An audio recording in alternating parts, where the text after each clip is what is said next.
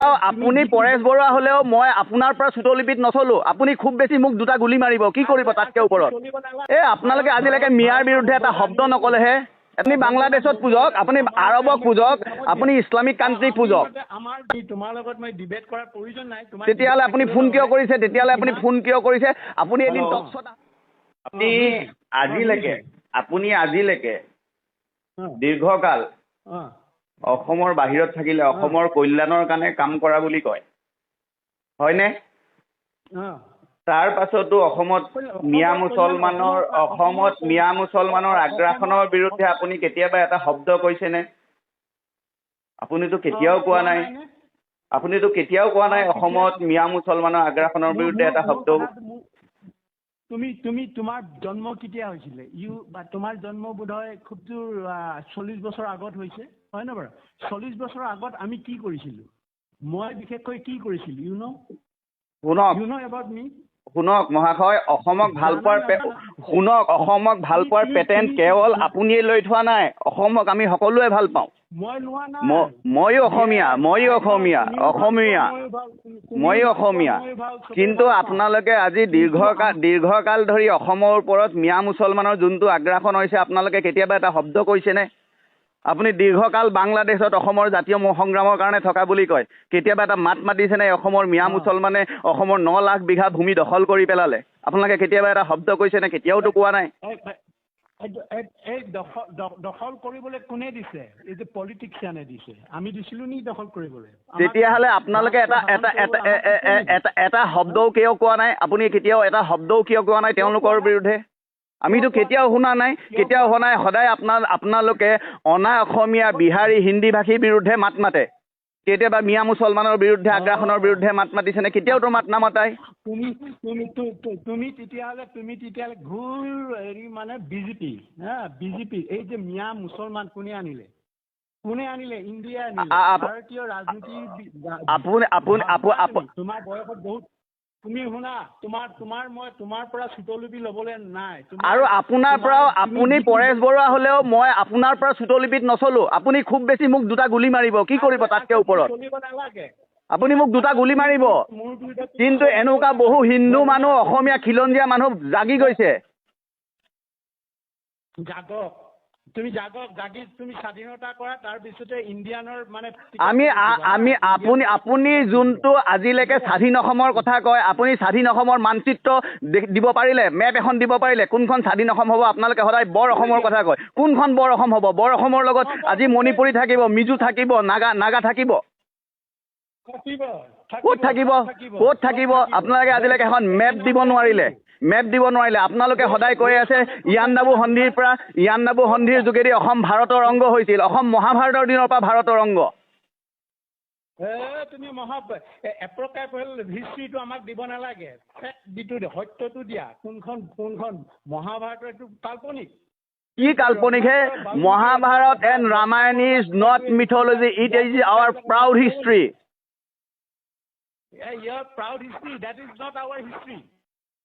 আপোনাৰ হিষ্ট্ৰী নহ'ব পাৰে, আপোনালোকৰ আলফাৰ হিষ্ট্ৰী নহ'ব পাৰে। Because it is indigenous proud history অসমৰ। আপুনি শংকৰ মাধৱক জানেনে নাই? শংকৰদেৱ গুৰুজনাই কি লিখি থৈ গৈছিল? ধন্য ধন্য ভাৰত বৰিষ, ধন্য ধন্য কলিকাল নৰতনু ভান। ভাৰতৰ গুণানুকীৰ্তন কৰি থৈ গৈছে। তুমি ভাৰতৰ গুণানুকীৰ্তন কৰিছে কিহৰ কাৰণে? তীৰ্থ ভ্ৰমণ কৰিবলৈ গৈছে। তুমি ডুবাইৰ পৰা ঘূৰি আহিলে তাত টোকা লিখিলে, তুমি ডুবাইকো ধন্য ধন্য। গুৰুজনাই তেওঁৰ লিখনিত ক'ৰবাত ডুবাই গুণানুকীৰ্তন কৰিছে নেকি? আৰবৰ গুণানুকীৰ্তন কৰিছে নেকি? আৰবত তুমি যদি এতিয়া যোৱা, তেতিয়া আৰবটো আছিলে জানো? তেতিয়া আৰব নাছিলে, আৰবেই নাছিলে। তুমি জানা আপোনালোকে এটা ভ্ৰমৰ মাজত আজি 40-50 বছৰ ধৰি অসমীয়া জাতিটোক ৰাখি থৈছে। পৰেশ বৰুৱা ডাঙৰীয়া আজি 40-50 বছৰ ধৰি অসমীয়া জাতিটোক ৰাখি থৈছে এটা তথাকথিত স্বাধীনতাৰ নামত। আজিলৈকে মেপ এখন দিব নোৱাৰিলে, কোনখন স্বাধীন অসম কৰিব? তোমাৰ চৌকল যিটো ৰিলিজনত তুমি বিশ্বাস কৰিছা, সেইটো আমি চৌকল ৰিলিজন নহয়। শুনক, সনাতন হিন্দু ধৰ্ম এই ভাৰতৰ সভ্যতা হয়, এই ভাৰত ভূমিৰ সভ্যতা হয়। আপোনালোকে আজিলৈকে মিয়াৰ বিৰুদ্ধে এটা শব্দ নকলেহে।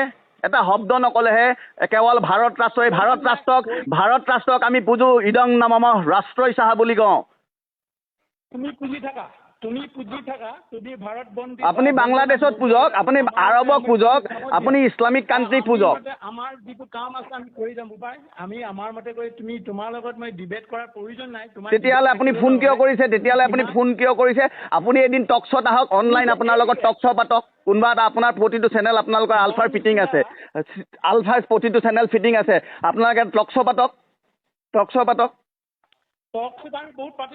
আপুনি এটা টক শ্ব'ত মোক মাতক, অনলাইন আপুনি ফোন কৰক, আপোনাৰ লগত মই অপেন ডিবেট কৰিম। ঠিক আছে, কৰিবা। তোমাৰ লগত ডিবেট কৰাটো মোৰ সময় নাই নহয়। তোমাকতো বাঘা, তুমিতো মানে অসমৰ সংবাদ মাধ্যমৰ তুমি বাঘাত হেৰি নহয়তো, জাৰ্ণেলিষ্ট নহয়তো। আপোনালোকৰ বাবে প্ৰণয় বৰদলৈ, নিতুমণি শইকীয়া ডাঙৰ জাৰ্ণেলিষ্ট, আলফাৰ বাবে ডাঙৰ জাৰ্ণেলিষ্ট। আমি ডাঙৰ জাৰ্ণেলিষ্ট নহয়। আপোনালোকৰ ডিক্টেশ্যন অনুসৰি যোন চলে তেওঁলোক ডাঙৰ জাৰ্ণেলিষ্ট। আপোনালোকৰ ডিক্টেশ্যন অনুসৰি যোনে চলে তেওঁলোক ডাঙৰ জাৰ্ণেলিষ্ট। আপোনালোকৰ ডিক্টেশ্যন মই নামানো। আমি চিনি পাওঁ কোন জাৰ্ণেলিষ্ট হয়।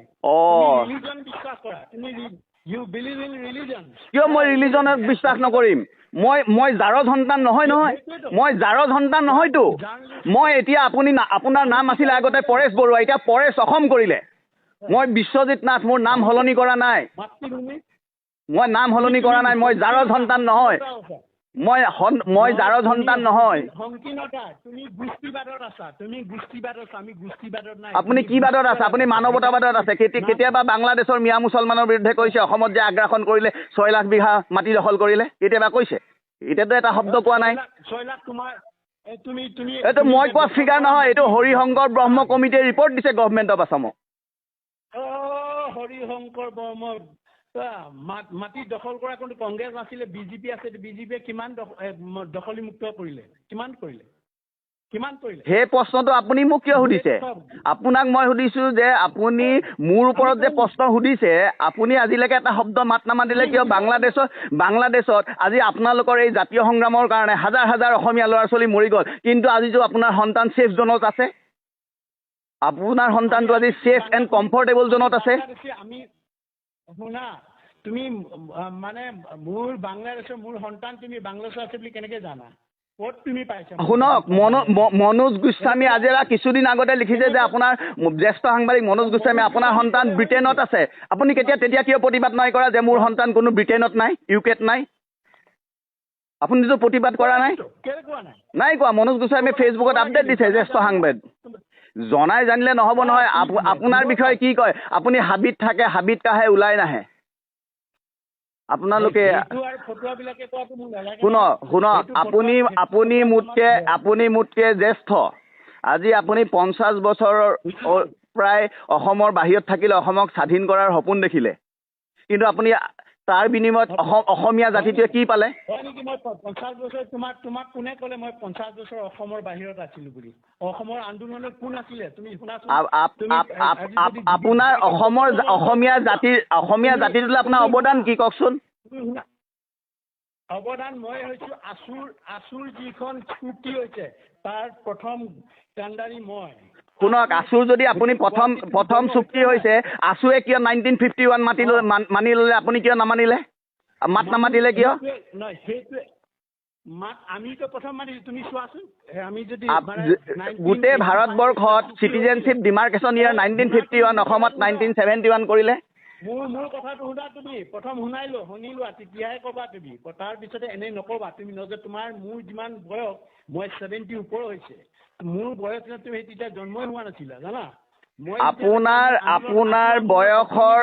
আপোনাৰ বয়সৰ জ্যেষ্ঠতাক মই সন্মান কৰো। তুমি শুনা, প্ৰথমে মোৰ কথাকেইটা শুনি লোৱা। তুমি হয়তো আজি ধৰ্মৰ লৈ কিবা কৈ তুমি হয়তো কিবা কিবি বহুত কিছু নাজানা। আজি সুধানাগা আন্দোলনত আমি জেললৈ গৈছো। তুমি গৈছিলা? তোমাৰ জন্ম হৈছিলে? নাই, মই জেললৈ যোৱা নাই। ভূমিকা লৈছিলো। ভিগু যদি জীয়াসকলে ভিগুৱে ক'লে প্ৰফুল্ল মহন্তৰ ওচৰলৈ যোৱা, একেটা হোষ্টেলতে মোক দিছিলে। এতিয়াও আছে বহুত নেতা, এতিয়াও আছে। সিহঁতি ক'ব আমাৰ কাৰণেই আজি আছু জীয়াই আছিলে। আছু আমাৰ কাৰণেই জীয়াই আছিল। আজি বিদেশী কৰি আছা। বিদেশীক ৰোধ কৰিবলৈতো আমি সংগ্ৰাম কৰিছিলোঁ, অগ্ৰণী ভূমিকা লৈছিলোঁ। আছু পলাই পতং দিছিলে। সেইকাৰণেতো মই আপোনালোকে ইমান দীৰ্ঘকাল সংগ্ৰাম কৰাৰ পাছত বিদেশী সমস্যাটো সমাধান কৰিব পাৰিলে? সমাধানো আমাক নিদিলে। সিহঁতি ৰাজনীতিৰ লালসাত, আজি ৰাজনীতিৰ লালসাত সিহঁতে মিনিষ্টাৰ হ'বলৈ বিচাৰিলে, নিজৰ সম্পত্তি বঢ়াবলৈ বিচাৰিলে, নিজে নাম কমাবলৈ বিচাৰিলে। সেইটো কাৰণেতো অসমৰ মানুহক প্ৰতাৰণা কৰিলে। ঠিক আছে, সেইবিলাক তুমি জানিব লাগিব। শোধনাগাৰ কাৰ কাৰণে পায়? আজি শোধনাগাৰ কেইবাটাৰ হ'ল, কাৰ কাৰণে? আমি আন্দোলন কৰি আমি জেল খাইছোঁ। ভাষা আন্দোলন, মাধ্যম আন্দোলন, আমিও মাৰ খাইছোঁ। কৰিছিলা তোমালোকে তেনেকুৱাবিলাক আহিছে, যিটো ভাষাত কথা পাতিছা, সেই ভাষাটোৰ কাৰণে আমি জেললৈ যাব লগা হৈছে। যিবিলাক আজি সা সুবিধা পাইছে তাৰ কাৰণে আমি জেললৈ গৈছোঁ। আজি বিদেশী কৈ আছে, যি ইছ্যুটো উলিয়াইছে সেই ইছ্যুটোৰ কাৰণে আমি চব বাদ দিলোঁ। চাকৰি অইলৰ পৰা বাদ দিলোঁ, ONGCৰ পৰা বাদ দিলোঁ, ৰেলৱেৰ পৰা বাদ দিটো সংগ্ৰাম কৰিছোঁ। তোমালোকে কি ত্যাগ কৰিলা কোৱাচোন?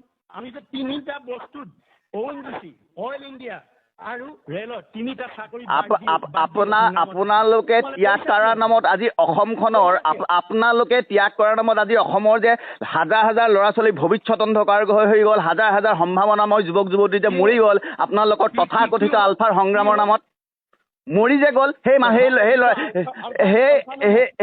ল'ৰা ছোৱালীখিনিক বিদেশীৰ নামত শুনা তুমি সেই ল'ৰা ছোৱালীখিনি মাক দেউতাকৰ অভিশাপ আপোনালোকৰ গাত নালাগিবনে?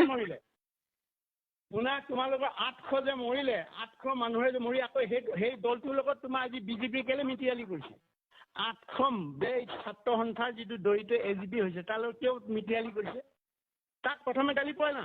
আন্দোলন কৰিবলৈ হ'লে বিদেশী আমি অসম চুক্তিক বিৰোধিতা কৰিছোঁ। আমি অসম চুক্তিৰ বিৰোধিতা কৰিছোঁ। 1971 আমি বিৰোধিতা কৰিছোঁ। সেইটো তুমি শুনা, তেতিয়াহ'লে বিৰোধিতা কৰিছা তুমি, আকৌ বিদেশী শব্দটো কেলে উলিয়াইছা? বিৰোধিতা কৰিছা, বিৰোধিতা কৰিলে তুমি বিদেশী কথা উলিয়াব নালাগে, লাজ নালাগে? কিয় বিদেশী কথা নুলিয়াম? আপুনি ইমান বছৰ সংগ্ৰাম কৰিলে আপুনি এটা লজিকেল ডিবেট কৰিব নেকি? কেলে আপুনি ইমান বছৰ সংগ্ৰাম কৰিলে, অসমৰ সংবাদ মাধ্যমৰ লগত ডিল কৰিছে, আপুনি এটা লজিকেল ডিবেট কৰিব নোৱাৰিলে?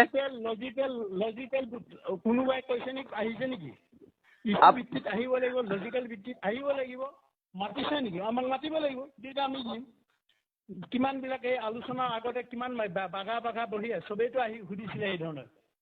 এটাই কথা কয়, আমাক উলংগ হৈ নচুৱাবলৈ বিচাৰে, নহয় জানো? উলংগ হৈ আমি নাচিম, তুমি কোৱা মতে আমি উলংগ হৈ নাচিম, এইটোৱে কৈছা তুমি।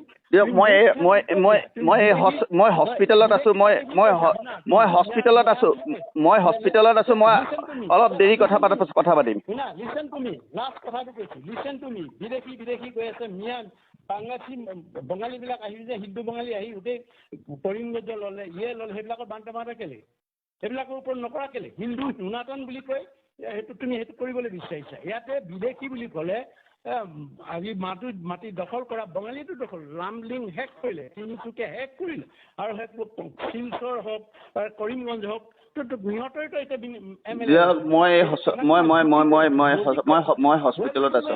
মই হস্পিটেলত আছোঁ, এতিয়া কথা পাতিব নোৱাৰিম। এটা ধৰ্ম হৈ পিনি আমাক বাংলাদেশৰ বিৰুদ্ধে কথাবিলাক নকবা, বা মিয়াৰ বিৰুদ্ধে কথাবিলাক নকবা। মই হস্পিটেলত আছোঁ। আপুনি 1 ঘণ্টা পাছত কৰিব।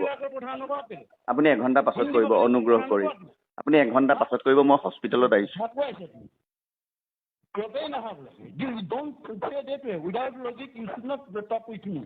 Understand? You come. Hello. আপুনি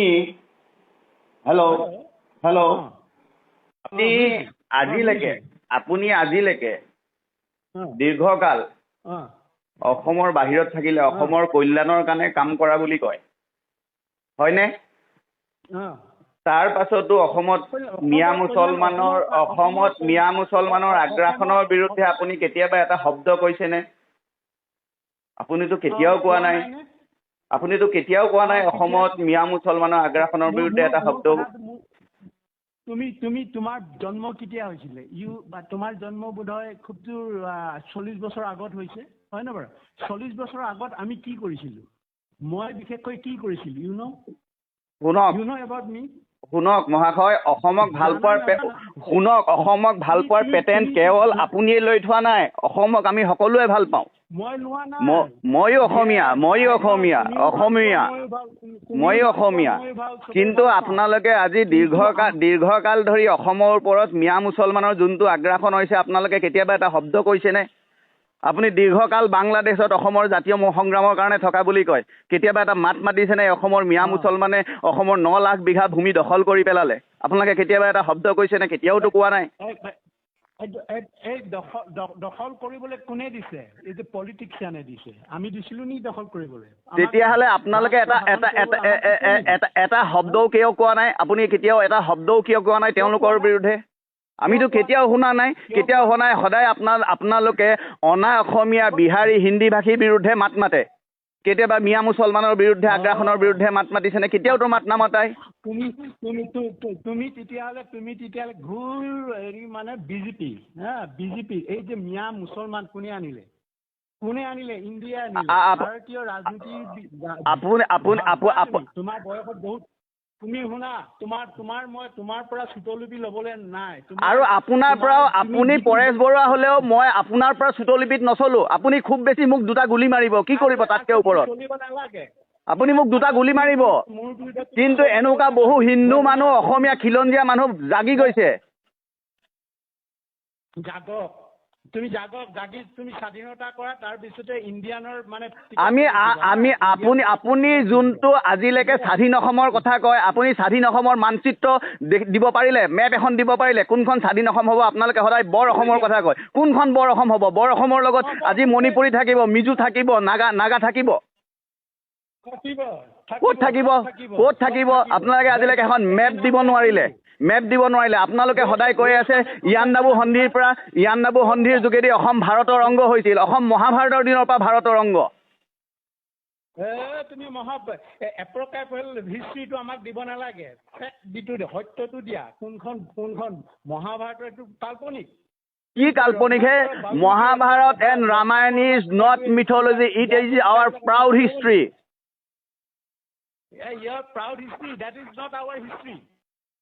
আপোনাৰ হিষ্ট্ৰী নহ'ব পাৰে, আপোনালোকৰ আলফাৰ হিষ্ট্ৰী নহ'ব পাৰে। Because it is indigenous proud history অসমৰ। আপুনি শংকৰ মাধৱক জানেনে নাই? শংকৰদেৱ গুৰুজনাই কি লিখি থৈ গৈছিল? ধন্য ধন্য ভাৰতবৰ্ষ, ধন্য ধন্য কলিকাল নৰতনু ভান। ভাৰতৰ গুণানুকীৰ্তন কৰি থৈ গৈছে।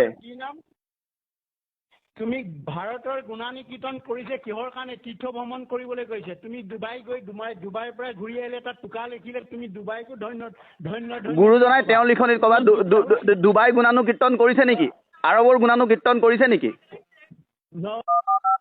আৰবত তুমি যদি এতিয়া যোৱা, তেতিয়া আৰবটো আছিলে জানো? তেতিয়া আৰবেই নাছিলে। তুমি জানা আপোনালোকে এটা ভ্ৰমৰ মাজত আজি 40-50 বছৰ ধৰি অসমীয়া জাতিটোক ৰাখি থৈছে। পৰেশ বৰুৱা ডাঙৰীয়া, আজি 40-50 বছৰ ধৰি অসমীয়া জাতিটোক ৰাখি থৈছে এটা তথাকথিত স্বাধীনতাৰ নামত। আজিলৈকে মেপ এখন দিব নোৱাৰিলে, কোনখন স্বাধীন অসম কৰিব? তোমাৰ চৌকল যিটো ৰিলিজনত তুমি বিশ্বাস কৰিছা, সেইটো আমি চৌকল ৰিলিজন নহয়। শুনক, সনাতন হিন্দু ধৰ্ম এই ভাৰতৰ সভ্যতা হয়, এই ভাৰত ভূমিৰ সভ্যতা হয়।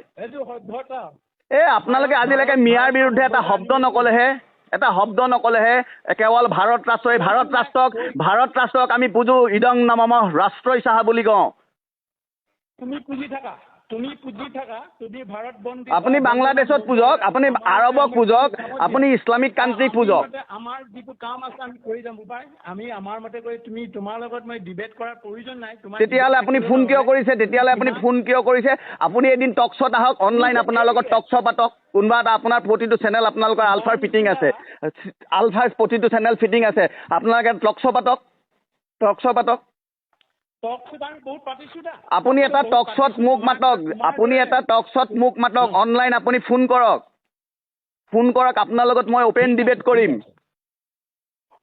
ঠিক আছে, কৰিবা। তোমাৰ লগত ডিবেট কৰাটো মোৰ সময় নাই নহয়। তোমাকতো বাঘা, তুমিতো মানে অসমৰ সংবাদ মাধ্যমৰ তুমি বাঘাত হেৰি নহয়তো, জাৰ্ণালিষ্ট নহয়তো। আপোনালোকৰ বাবে প্ৰণয় বৰদলৈ, নিতুমণি শইকীয়া ডাঙৰ জাৰ্নেলিষ্ট, আলফাৰ বাবে ডাঙৰ জাৰ্নেলিষ্ট, আমি ডাঙৰ জাৰ্নেলিষ্ট নহয়। আপোনালোকৰ ডিক্টেশ্যন অনুসৰি যোন চলে তেওঁলোক ডাঙৰ জাৰ্নেলিষ্ট। আপোনালোকৰ ডিক্টেশ্যন অনুসৰি যোনে চলে তেওঁলোক ডাঙৰ জাৰ্নেলিষ্ট। আপোনালোকৰ ডিক্টেশ্যন মই নামানো।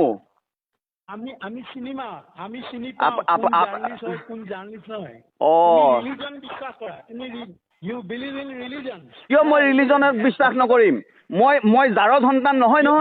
মই জাৰৰ সন্তান নহয়তো। মই এতিয়া আপোনাৰ নাম আছিলে আগতে পৰেশ বৰুৱা, এতিয়া পৰেশ অসম কৰিলে। মই বিশ্বজিৎ নাথ, মোৰ নাম সলনি কৰা নাই। মই নাম সলনি কৰা নাই। মই জাৰৰ সন্তান নহয়। মই জাৰৰ সন্তান নহয়। সংকীৰ্ণতা, তুমি গোষ্ঠীবাদত আছা, আমি গোষ্ঠীবাদত নাই। আপুনি কি বাদত আছে? আপুনি মানৱতাবাদত আছে। কেতিয়াবা বাংলাদেশৰ মিয়া মুছলমানৰ বিৰুদ্ধে কৈছে, অসমত যে আগ্ৰাসন কৰিলে 6 লাখ বিঘা মাটি দখল কৰিলে, কেতিয়াবা কৈছে? এতিয়াতো এটা শব্দ কোৱা নাই। 6 লাখ তোমাৰ এইটো মই কোৱা ফিগাৰ নহয়, এইটো হৰিশংকৰ ব্ৰহ্ম কমিটিয়ে ৰিপৰ্ট দিছে গভৰ্ণমেণ্ট অফ আছামক। হৰিশংকৰ ব্ৰহ্ম মাটি দখল কৰা কোনো কংগ্ৰেছ আছিলে, বিজেপি আছে। বিজেপিয়ে কিমান দখলীমুক্ত কৰিলে? কিমান কৰিলে? সেই প্ৰশ্নটো আপুনি মোক কিয় সুধিছে? আপোনাক মই সুধিছো যে আপুনি মোৰ ওপৰত যে প্ৰশ্ন সুধিছে, আপুনি আজিলৈকে এটা শব্দ মাত নামাতিলে কিয়? বাংলাদেশত আজি আপোনালোকৰ এই জাতীয় সংগ্ৰামৰ কাৰণে হাজাৰ হাজাৰ অসমীয়া ল'ৰা ছোৱালী মৰি গ'ল, কিন্তু আজিতো আপোনাৰ সন্তান ছেফ জোনত আছে। আপোনাৰ সন্তানটো আজি ছেফ এণ্ড কমফৰ্টেবল জোনত আছে। শুনা, তুমি মানে মোৰ বাংলাদেশৰ মোৰ সন্তান তুমি বাংলাদেশৰ আছে বুলি কেনেকে জানা? ক'ত তুমি পাইছা? শুনক, মনোজ গোস্বামী আজিৰা কিছুদিন আগতে লিখিছে যে আপোনাৰ জ্যেষ্ঠ সাংবাদিক মনোজ গোস্বামী, আপোনাৰ সন্তান ব্ৰিটেইনত আছে। আপুনি তেতিয়া কিয় প্ৰতিবাদ নাই কৰা যে মোৰ সন্তান কোনো ব্ৰিটেইনত নাই, ইউকেত নাই? আপুনিতো প্ৰতিবাদ কৰা নাই। নাই কোৱা। মনোজ গোস্বামীয়ে ফেচবুকত আপডেট দিছে, জ্যেষ্ঠ সাংবাদিক। জনাই জানিলে নহ'ব নহয়। আপোনাৰ বিষয়ে কি কয়? আপুনি হাবিত থাকে, হাবিত কাহে ওলাই নাহে। আপোনালোকে শুনক, আপুনি মোতকে জ্যেষ্ঠ। আজি আপুনি 50 বছৰৰ প্ৰায় অসমৰ বাহিৰত থাকিলে, অসমক স্বাধীন কৰাৰ সপোন দেখিলে, কিন্তু আপুনি তাৰ বিনিময়ত অসমীয়া জাতিটোৱে কি পালে? মই 50 বছৰ তোমাক কোনে ক'লে মই 50 বছৰ অসমৰ বাহিৰত আছিলো বুলি? অসমৰ আন্দোলনত কোন আছিলে? তুমি শুনাচোন, আপোনাৰ অসমীয়া জাতিটোলৈ আপোনাৰ অৱদান কি কওকচোন? অৱদান মই হৈছো আছুৰ যিখন চুক্তি হৈছে তাৰ প্ৰথম কাণ্ডাৰী মই। শুনক, আছুৰ যদি আপুনি প্ৰথম চুক্তি হৈছে, আছুৱে কিয় 1951 মানি ল'লে, আপুনি কিয় নামানিলে? মাত নামাতিলে কিয়?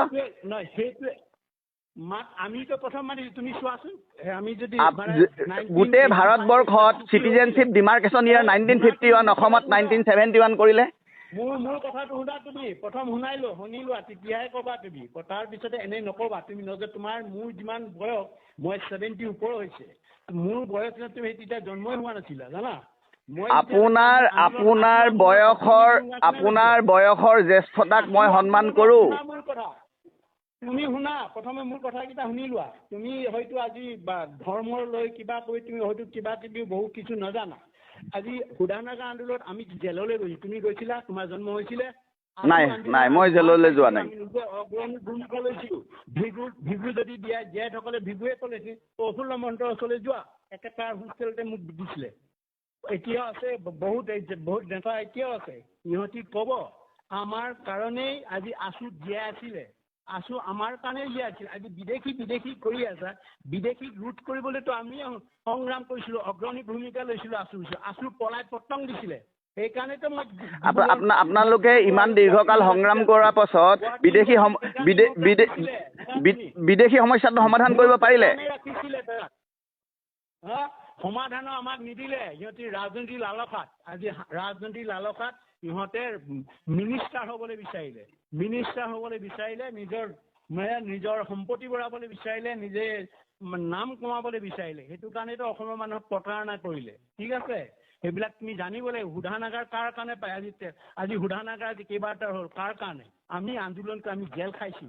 ভাষা আন্দোলন, মাধ্যম আন্দোলনত আমিও যে মাৰ খাইছো। কৰিছিলা তোমালোকে তেনেকুৱাবিলাক আহিছে, যিটো ভাষাত কথা পাতিছা, সেই ভাষাটোৰ কাৰণে আমি জেলত জেললৈ যাব লগা হৈছে, যিবিলাক আজি সা সুবিধা পাইছে তাৰ কাৰণে আমি জেললৈ গৈছোঁ। আজি বিদেশী কৈ আছে যি ইছ্যুটো উলিয়াইছে সেই ইছ্যুটোৰ কাৰণে আমি চব বাদ দিলোঁ। চাকৰি অইলৰ পৰা বাদ দিলোঁ, ONGCৰ পৰা বাদ দিলোঁ, মানে ৰেলৱেৰ পৰা বাদ দিটো সংগ্ৰাম কৰিছোঁ। তোমালোকে কি ত্যাগ কৰিলা কোৱাচোন? আমি যে 3টা বস্তুত ONGC, অইল ইণ্ডিয়া আৰু ৰেলত 3টা চাকৰি আপোনালোকে ত্যাগ কৰাৰ নামত আজি অসমখনৰ আপোনালোকে ত্যাগ কৰাৰ নামত আজি অসমৰ যে হাজাৰ হাজাৰ ল'ৰা ছোৱালী ভৱিষ্যত অন্ধকাৰ হৈ গ'ল, হাজাৰ হাজাৰ সম্ভাৱনাময় যুৱক যুৱতী যে মৰি গ'ল আপোনালোকৰ তথাকথিত আলফাৰ সংগ্ৰামৰ নামত মৰি যে গ'ল, সেই ল'ৰা ছোৱালীখিনিক বিদেশীৰ নামত শুনা তুমি সেই ল'ৰা ছোৱালীখিনি মাক দেউতাকৰ অভিশাপ আপোনালোকৰ গাত নালাগিবনে? শুনা, তোমালোকৰ 800 যে মৰিলে, 800 মানুহে যে মৰি আকৌ সেই দলটোৰ লগত তোমাৰ আজি বিজেপি কেলে মিতিৰালি কৰিছে? 800 ছাত্ৰ সন্থাৰ যিটো দৰিদ্ৰ AGP হৈছে তাৰ লগত কিয় মিতিৰালি কৰিছে? তাক প্ৰথমে গালি পোৱা না। আন্দোলন কৰিবলৈ হ'লে বিদেশী আমি অসম চুক্তিক বিৰোধিতা কৰিছোঁ, আমি অসম চুক্তি বিৰোধিতা কৰিছোঁ 1971 আমি বিৰোধিতা